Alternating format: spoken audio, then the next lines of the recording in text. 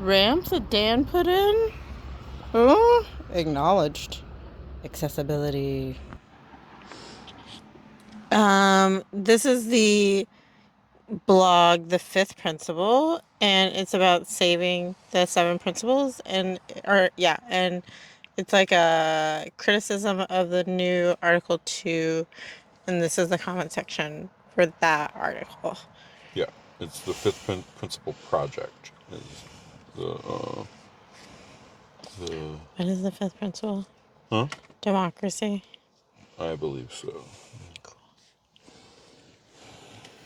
Okay, let's dive right in. A lot of these are people. These are just people's real names, so I'm actually not going to read the names. No, we're not reading names. You know who you are. But yeah. don't bother people. What do we don't think? bother people. Do we think maybe just initials? Or just don't even worry about it? Is Baxter right here? Yeah, it's right here. Dude is just farting up a storm. Yeah, he's farting up a storm. Sorry, YouTube. Sorry. Be grateful you don't have smell-o-vision. Who a dog farting right now. Dog farts! I'll take this out in post. Good God. If we could edit that. Ugh. I'm sorry. Oh, it's not your fault. I mean, I guess you did. You are the one who got the dog. I did adopt the dog. Yeah. Let's acknowledge how we got here. This is Amos Starr Cook. He was born in Danbury, Connecticut in 1810. Was married by the American Board of Commissioners for Foreign Missions. Like, they arranged his marriage to him and Juliet Montague, and then told them to go to the Sandwich Islands, which is Hawaii. And then they got there and set up a school and did some education and like some help with educating the royal kids. And he lost his funding, so he had to like start figuring out a different way to survive. He founded the private company Castle and Cooke in 1851. That company went on to be one of the big five corporations that dominated the economy of the territory of Hawaii. The big five were Castle and Cooke, Alexander and Baldwin, Sea Brewer and Co., American Factors, and Theo Davies and Co. The extent of power the big five had, considered by some as equivalent to an oligarchy. Attorney General of Hawaii Edmund Pearson Dole, referring to the Big Five in 1903, there is a government in this territory which is centralized to the extent unknown to the United States, and probably almost as centralized as it was in France under Louis XIV. Missionaries came, and then they became capitalists, and they took over everything and did an oligarchy, and now there's all these companies still exist.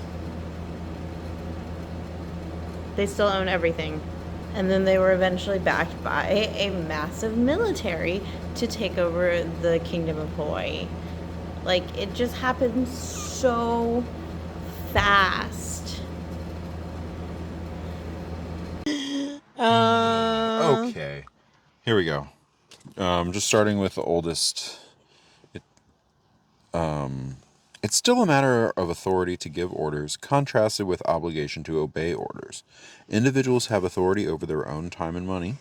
Individual congregations have option to stay or leave any association. My personal opinion is that the UUA is already extinct, just going through the motions of dying. But we can hope and work for the revival of the Unitarianism of half a century ago, unconnected to the UUA's current obsession with defining right as anything that makes me feel good about myself, no matter how absurd it may be. I would categorize this comment as hopeless, but also wanting a revival of that old-time religion, which I can get behind. That one? The first one? Yeah. As hopeless? Well, like, the UUA is already extinct and going through the motions of dying, but we can hope for a revival of Unitarianism of half a century ago. Century is subtract. We're in 20, that makes 19. 19. The 1970s would be half a century ago. Is a century 100 years? Yes. Cent 100. Yeah. Half of that 50. Yes. Half a century ago. Subtract 50 years. I'm really good at this, guys. Mm-hmm. Okay. The 70s? Yes. Okay. I can get behind that. I can get behind that. I... Well, yeah, and I think. I'm sorry. Is it okay that I'm talking? Yeah, I'm feeling that vibe. I'm feeling like that's... Yeah, go ahead. Yeah, I think. I think. Saying that the UUA is already a thing of the past. I think is saying like speaking to the fact that a lot of UUs don't seem to think that the UUA really like don't feel that the UUA represents them. Um, and well, as we read earlier, it was you know characterized as a nonprofit organization started to support UU professionals and has somehow become like a governing body. And I don't know how accurate that statement is. I don't really remember from when we learned about what the UUA is or like its history.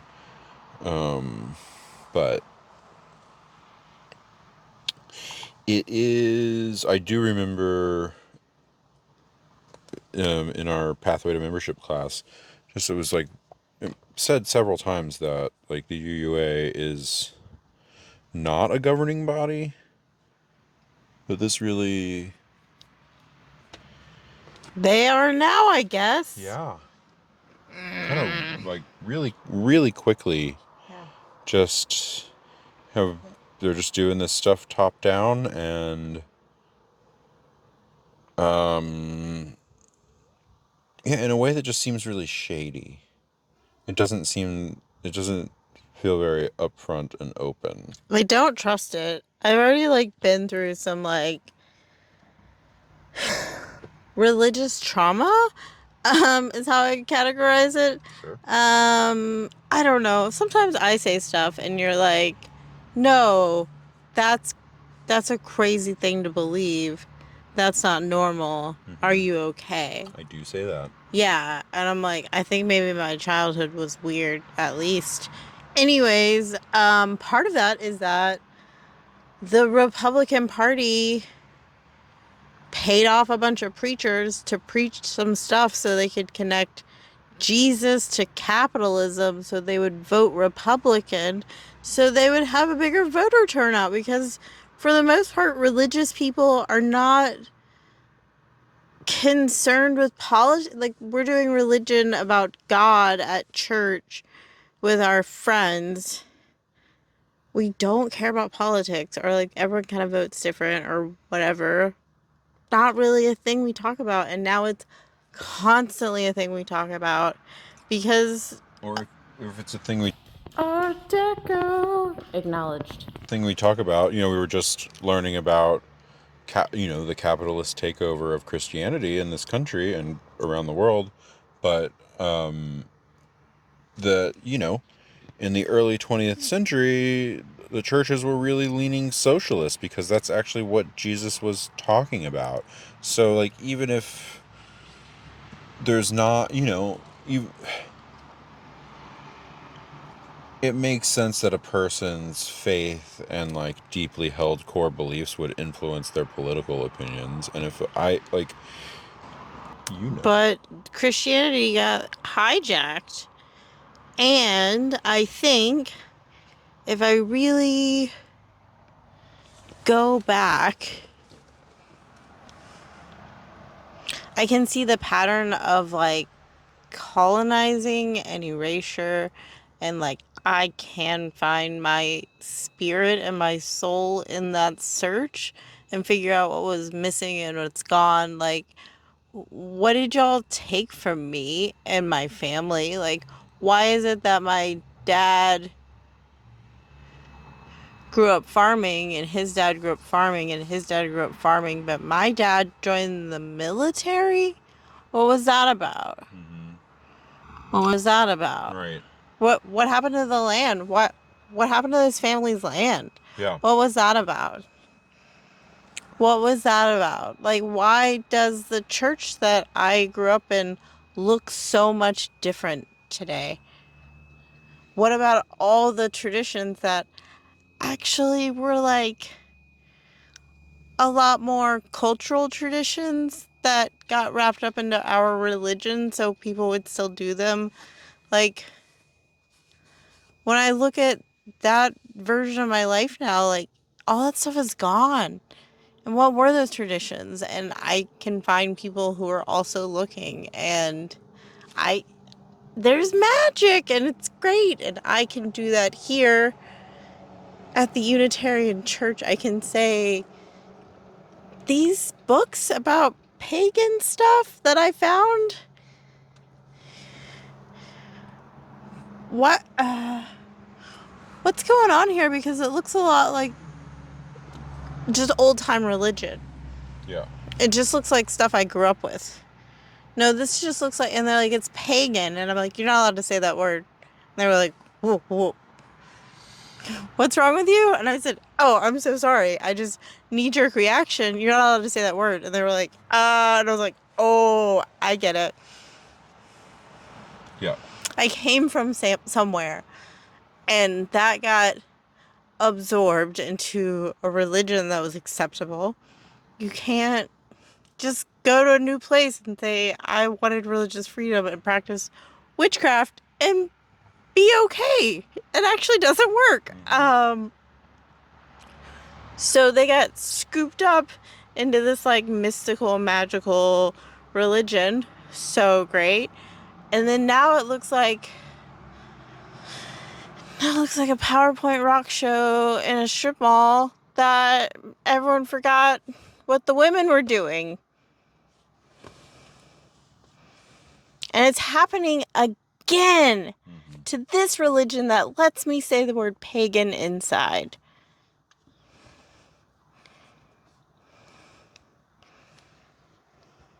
I don't think so.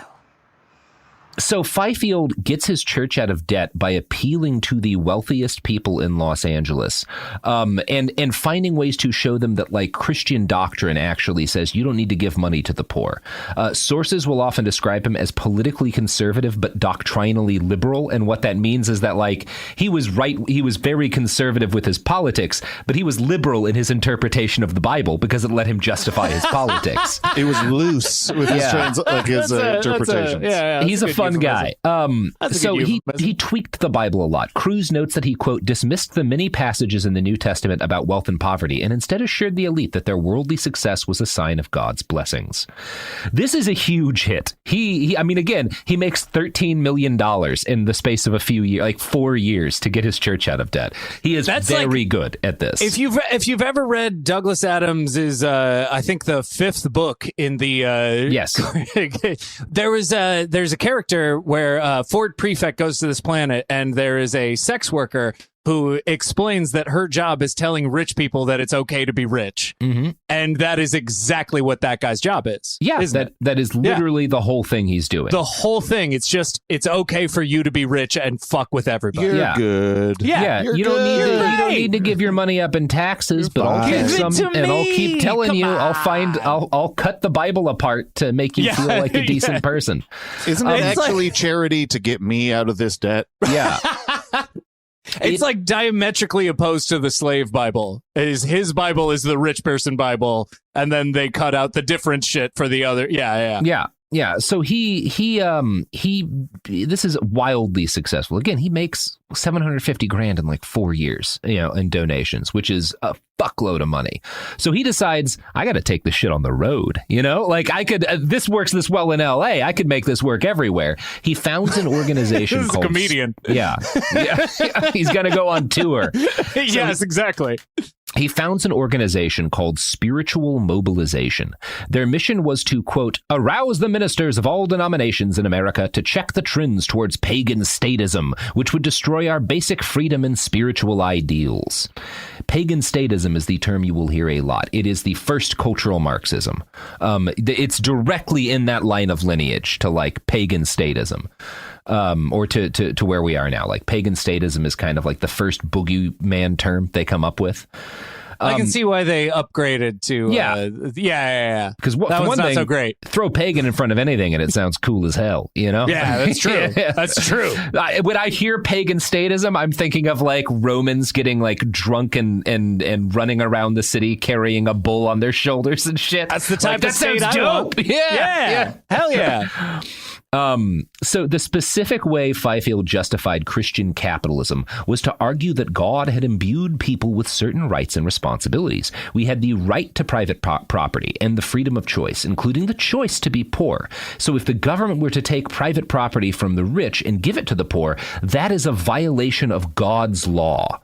The church then has a duty to defend against this. So you're not being political by being a capitalist church. You're actually following God's law by being a capitalist church. So not only did Christianity invent capitalism, they also created sovereign citizens. Yeah. We got it all. Yeah.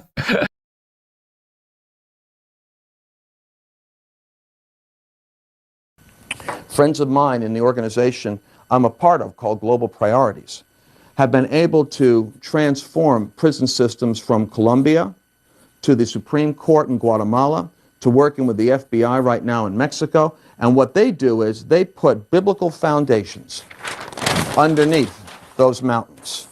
You see, if you're going to have democracy, my friend, it doesn't come about because you've got a smarter economic idea, contrary to what a lot of liberal-leaning economists in the United States want us to think about.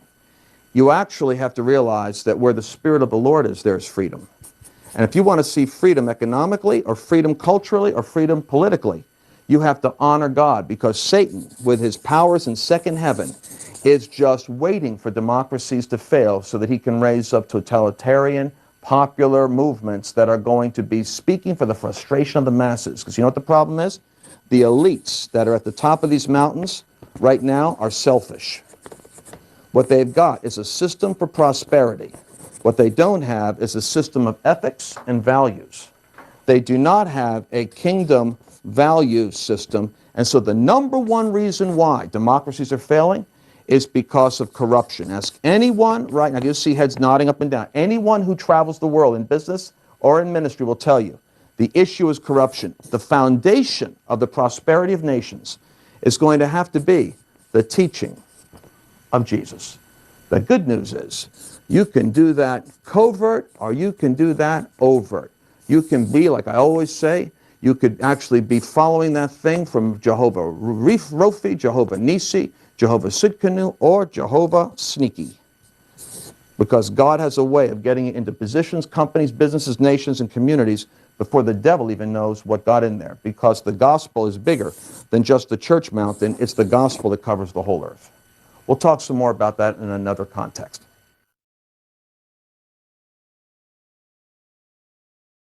Fancy Lace in the Bathroom, made by Virginia Jeannie Fine, who was born in 1921 through May 18th, 2017. Whoa. Acknowledged.